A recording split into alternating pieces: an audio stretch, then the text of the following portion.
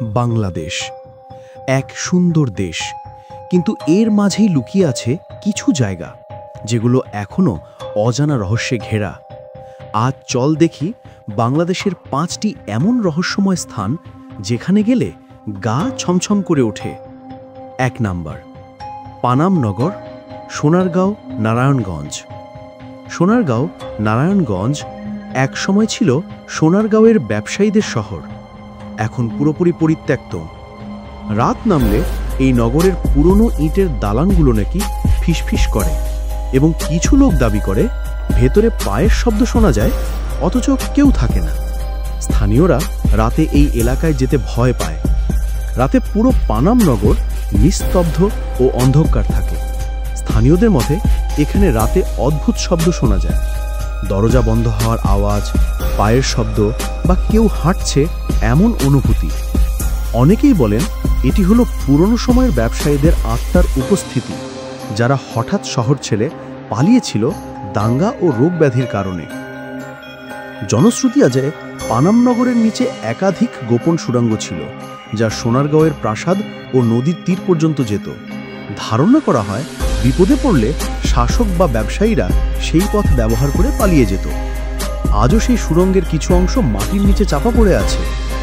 অনেক ভবনের দেয়ালে দেখা যায় রহস্যময় চিহ্ন, প্রতীক ও কারুকাজ, যা ধর্মীয় বা সাংকেতিক অর্থ বহন করে। ইতিহাসবিদদের মতে কিছু প্রতীক হিন্দু বণিকদের সম্পদের গোপন কোড ছিল, যেন চোরেরা বুঝতে না পারে কোথায় ধন রাখা আছে। পানামনগর একসময় ছিল ধনী ব্যবসায়ীদের শহর, কিন্তু এক রাতেই শহর ফাঁকা হয়ে যায় এমন গল্প প্রচলিত আছে। কেউ বলে এক মহামারী, কলেরা বা প্লেগ ছড়িয়ে পড়ে, আবার কেউ বলে ডাকাত আক্রমণ বা ধর্মীয় দাঙ্গার কারণে সবাই পালিয়ে যায়, কিন্তু কেউ নিশ্চিত জানে না আসলে কি হয়েছিল।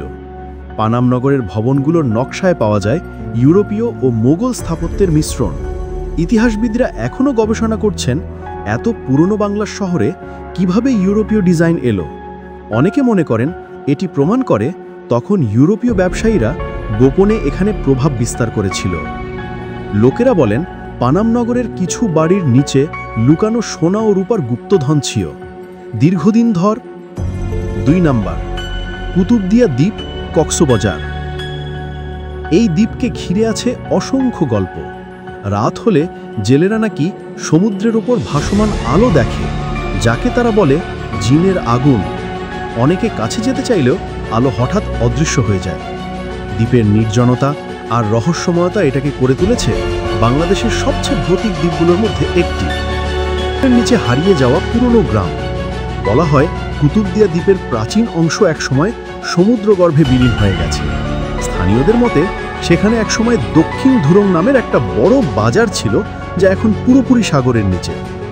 কুতুবদিয়া বাতিঘরের অভিশাপের গল্প। ব্রিটিশ আমলে তৈরি করা এই বাতিঘরটি একাধিকবার সাগরের ঢেলে ধ্বংস হয়েছে। স্থানীয়রা বিশ্বাস করেন এখানে এক সাগর রক্ষিক আত্মা আছে, যিনি আধুনিক স্থাপনা টিকতে দেন না। রাতের রহস্যময় আলো। দ্বীপের দক্ষিণ প্রান্তে অনেক সময় নীল আলো জ্বলে উঠতে দেখা যায়। স্থানীয়রা একে ভূতের আলো বলে, তবে বিজ্ঞানীরা মনে করেন এটি বায়োলুমিনেসেন্ট প্ল্যাঙ্কটনের কারণে ঘটে। হারানো মসজিদের গল্প। এক সময় দ্বীপে একটি প্রাচীন মসজিদ ছিল, যা এক রাতে ঝড়ের পর হঠাৎ অদৃশ্য হয়ে যায়। কিছু জেলে দাবি করেন জোয়ারের সময় এখনও মসজিদের গম্বুজ দেখা যায়। কুতুবদিয়ার লবণ ভূমির রহস্য। দ্বীপের মাটিতে এমন এক ধরনের খনিজ লবণ পাওয়া যায়, যা আশেপাশের অঞ্চলে পাওয়া যায় না। কিছু গবেষক মনে করেন এটি প্রাচীন আগ্নেয়গিরির প্রভাবে তৈরি। প্রাচীন আরবি শিলালিপি। দ্বীপের পুরনো কবরস্থানে কিছু আরবি শিলালিপি পাওয়া গেছে, যেগুলোর বয়স 400 বছরেরও বেশি বলে ধারণা করা হয়, কিন্তু সেগুলোর উৎস আজও রহস্য ঘেরা। 3 নাম্বার, মৈনদ ঘাট, দোহর, ঢাকা। এটাকে বলা হয় বাংলার কুয়াকাটা। দিনে রোম্যান্টিক, কিন্তু রাতে ভয়ানক। অনেকে বলেন মাঝ নদীতে দেখা যায় ভাসমান ছায়া বা নৌকা, যা কাছে গেলেই মিলিয়ে যায় বাতাসে। রাতের মৈনদ ঘাট যেন অন্য এক জগৎ। কুতুবদিয়ার পুরনো বাতিঘরটি 19 শতকে তৈরি হলেও কয়েকবার ঝড়ে ভেঙে পড়ে। স্থানীয়রা বিশ্বাস করেন বাতিঘরটি সাগরের দেবতার স্থানে তৈরি হওয়ায় প্রতি ঝড়ে সেটি ধ্বংস হয়ে যায়। আজও রাতে দূর থেকে কখনো কখনো ভুতুড়ে আলো দেখা যায়। অনেকে বলে এটি হারানো বাতিঘরের আত্মা। 1991 সালের ভয়াবহ ঘূর্ণিঝড়ে দ্বীপের একটা বড় অংশ সমুদ্রগর্ভে তলিয়ে যায়। কিছু প্রবীণ বাসিন্দা দাবি করেন ঝড়ের আগে তারা অদ্ভুত গর্জন ও মৃত আত্মার চিৎকার শুনেছিলেন। এরপরই পুরো গ্রাম সাগরে হারিয়ে যায়। জেলেদের মতে কুতুবদিয়ার আশেপাশে নৌকায় থাকা কম্পাস অনেক সময় ভুল দিক নির্দেশ করে।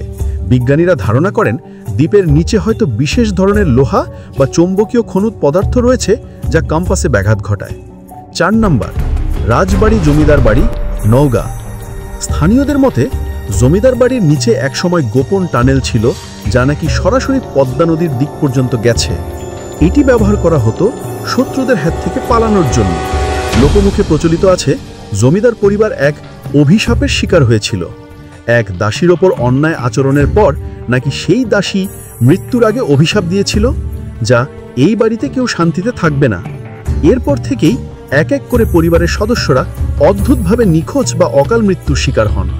এই রহস্যগুলো কতটা সত্য কেউ জানে না, কিন্তু একটা কথা ঠিক, বাংলাদেশেও আছে এমন কিছু জায়গা যেখানে আজও রহস্য জীবিত।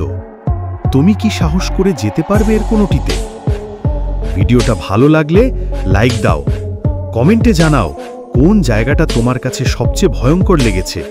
আর এমন আরও রহস্য জানতে সাবস্ক্রাইব করো চ্যানেলটা।